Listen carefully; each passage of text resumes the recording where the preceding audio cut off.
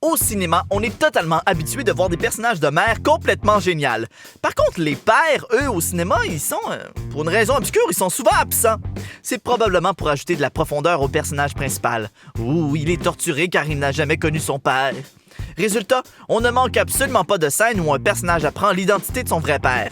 Ça fait tellement dramatique. Je suis ton père. Alors aujourd'hui, en l'honneur de la fête des pères ce dimanche, Topsicle vous présente 11 papas surprises au cinéma. Et attention, il va y avoir des spoilers! Et repérez l'emoji de papa caché dans la vidéo. Allez, hop! On commence avec le plus père de tous les pères, le Québécois qui a donné tellement généreusement à la banque de sperme qu'il s'est retrouvé être le père de 500 enfants. Vous êtes le géniteur de 533 enfants. Et oui, on parle de Starbuck. Et si vous êtes en France, vous avez peut-être eu le malheur de voir son remake, Fonzie. Vous êtes le géniteur de 533 enfants, dont 142 veulent connaître votre identité. Bref, dans ce film, David Wozniak est confronté au fait que 142 de ses enfants biologiques veulent connaître son identité. Disons que c'est ce qu'on appelle une paternité surprise. J'espère aussi que les 142 enfants s'attendent pas à pouvoir rattraper le temps perdu parce que David risque d'avoir un horaire très chargé. Peter Quill, alias Star-Lord, est un vrai ravageur de l'espace. Simili-héros / bandit rempli de magouilles, bien des choses s'expliquent par son passé. Enlevé à l'âge de 11 ans par l'extraterrestre Yondu, il n'aura connu que brièvement sa mère, son père biologique restant inconnu. Jusqu'au jour où, soudainement... Je m'appelle Ego. Et je suis ton père, Peter. Coup de théâtre! Et pas rien que ça, on apprend que son père, c'est un être céleste. Une créature tellement puissante qu'on le compare à un dieu. Donc Peter est à demi céleste. Deuxième coup de théâtre! Oh, et attends, il y a mieux. Peter est pas seulement le fils de Ego, il est également le résultat de son plan diabolique qui consistait à fertiliser des femmes sur des milliers de planètes différentes jusqu'à ce que l'un des enfants hérite de ses gènes d'être céleste afin de pouvoir jumeler ses pouvoirs avec lui et ainsi pouvoir détruire toute la galaxie. Ce malade mental est mon père! Bonne fête des pères! Harry Potter a toujours su qui était son père. Tout le monde n'arrête pas de parler de lui. Ce qui à chaque fois lui rappelle que son père, il est mort et qu'il ne le connaîtra jamais. C'est tellement triste. Alors disons que niveau figure paternelle, on a déjà vu mieux. Dans Le prisonnier d'Azkaban, Harry passe une grande partie de son année à penser que Sirius Black, l'homme accusé d'avoir tué ses parents, veut le tuer lui aussi. Quel choc alors quand il apprend en fait que Sirius... était et demeure jusqu'à ce jour le parrain de Harry Potter. Quelle horreur! La seule figure paternelle encore vivante de Harry est le meurtrier de ses parents. Ah! Heureusement pour lui, il apprend plus tard que Sirius n'est pas un meurtrier et qu'il pourra même bientôt aller habiter chez lui. Malheureusement pour lui, Sirius devra finalement continuer de s'enfuir. Bon c'est raté pour une figure parentale présente, hein? Si t'es chanceux, Harry, tu pourras lui parler quelquefois par poudre de cheminette. Mais c'est à peu près tout. Dans les films, on apprend toujours l'identité d'un père par surprise. Tadam! Le gars que tu détestes depuis le début est ton géniteur! Mais dans la vraie vie, c'est souvent moins dramatique que ça. Et si on ne connaît pas son père, souvent ce sont les enfants qui vont prendre les démarches pour le retrouver. C'est exactement ce qui se passe dans le film Une famille unique. Lazare et Johnny, oui, il s'appelle Lazare, ont deux mères lesbiennes et un même père biologique. Inconnu parce que c'était un donneur anonyme de sperme. Ça fout un peu le caca dans la vie de la famille quand le père apparaît dans leur vie. Surtout dans le bout où une des deux mères couche avec le père. Oups! Dans le film de Pixar célébrant le jour des morts, Miguel, un garçon bien vivant, est prisonnier du monde des morts. Le seul moyen de quitter, avoir l'absolution des membres morts de sa famille. Il part donc à la recherche de son arrière-grand-père, le célèbre chanteur Ernesto de la Cruz. Il rencontre Hector, un vieux musicien qui a peur que sa famille l'oublie et qui accepte de l'aider.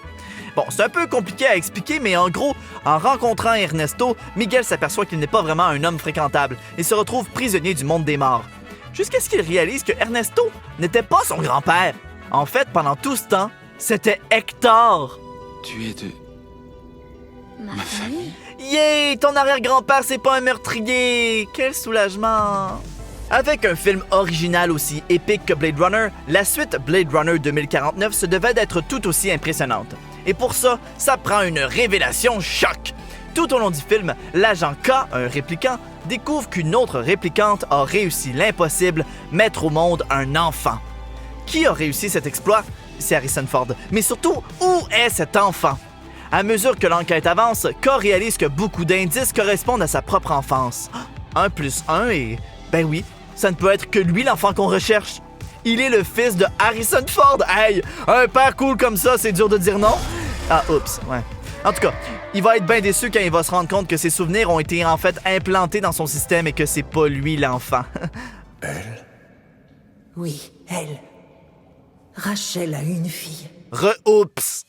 Kubo et l'épée magique racontent les aventures d'un jeune garçon qui doit affronter la diabolique famille de sa mère. Ses parents, tous deux décédés, il trouvera toutefois l'aide d'un macaque et d'un homme scarabée. On apprend bien rapidement que le macaque est en fait la réincarnation de la maman de Kubo. Mais ce n'est que plus tard que sa diabolique tante leur révèle que l'homme scarabée est en fait le père de Kubo. Hanzo? Je ne savais pas. Elle lui avait fait oublier. Une fois la sœur terrassée, on a enfin droit à une petite réunion familiale. Bon, on en a déjà assez dit, alors on se tait, parce que 2 secondes après ça vire pas mal Ouais, bon, je vais arrêter de parler.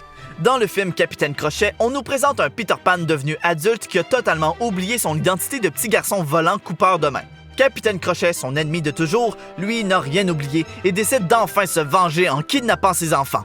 Sans ses souvenirs, Peter n'a malheureusement aucun pouvoir. Pendant que Crochet joue à Papa Parfait avec son fils, Peter devra travailler avec Fée Clochette et les garçons perdus pour redevenir Pan. De nouveau en forme, Peter vient à la rescousse de ses enfants qui n'en reviennent tout simplement pas. Peter Pan est mon père? Eh oui, Maggie, Peter Pan, c'est ton papa. C'est pas toujours absolu, la paternité. Des fois, ça peut être très ambigu. Comme avec Steve Zissou, le grand documentariste aquatique dans le film de Wes Anderson, La vie aquatique. Après la première de son tout dernier film, un de ses plus grands fans, Ned, vient le rencontrer. À la mention du nom de sa mère, Zissou comprend alors pourquoi Ned est venu le voir. Tu es censé être mon fils, c'est ça? J'en sais rien. Mais j'avais envie de vous rencontrer. Juste au cas où. Néanmoins, c'est avec plaisir que Ned embarque dans la prochaine mission de son peut-être papa explorateur. Le pauvre, après le décès de sa mère, ça fait du bien d'avoir une présence paternelle. Est-ce que je pourrais m'adresser à toi en disant papa dans cette séquence? Non. Pourquoi? Vous savez, ce sentiment d'appartenir à quelque chose de plus grand? Avoir l'impression que notre vie ne correspond pas à son véritable destin? Bon, ok, moi je connais pas du tout cette émotion-là, mais le jeune Hercule, lui, l'a ressenti toute son adolescence. Et c'est normal, il le sait pas encore, mais il est nul autre que le fils de Zeus. Imaginez sa surprise quand il l'a appris. Mon papa? C'est quelqu'un de très célèbre, ton père. Tu savais pas? Surprise! Mais d'ailleurs, pourquoi Zeus est juste pas descendu aller le chercher? Genre, Hadès est très capable de se promener entre ciel et enfer, alors pourquoi pas Zeus? D'après moi, il était trop occupé à faire des orgies. Ben quoi? C'est vrai. On termine évidemment avec la plus iconique des paternités surprises, celle de Star Wars, l'Empire contre-attaque. Dans le premier épisode de la Guerre des Étoiles, on savait déjà que le père de Luke était un Jedi qui avait été terrassé par Vador. Ce qu'on ne savait pas, c'est que Ben avait un petit peu menti. Et donc, quand Luke vient confronter Vador, le plus méchant de la galaxie décide de dire toute la vérité. Je suis ton père. Aujourd'hui, on la connaît l'histoire, mais quand le film est sorti en 79, le public a eu une réaction assez similaire à celle de Luke. C'est pas toujours facile, hein? Et que c'est pas évident d'être un papa. Si vous en avez un ou deux, sait-on jamais, allez donc leur dire un gros merci. Et si votre papa c'est Dark Vador, ben c'est correct, vous pouvez le laisser faire. Avez-vous trouvé le papa caché dans la vidéo? Et quel sujet est-ce que Topsicle devrait aborder prochainement? Dites-nous tout ça dans les commentaires. Abonnez-vous, un pouce en l'air et moi je vous dis à une prochaine fois.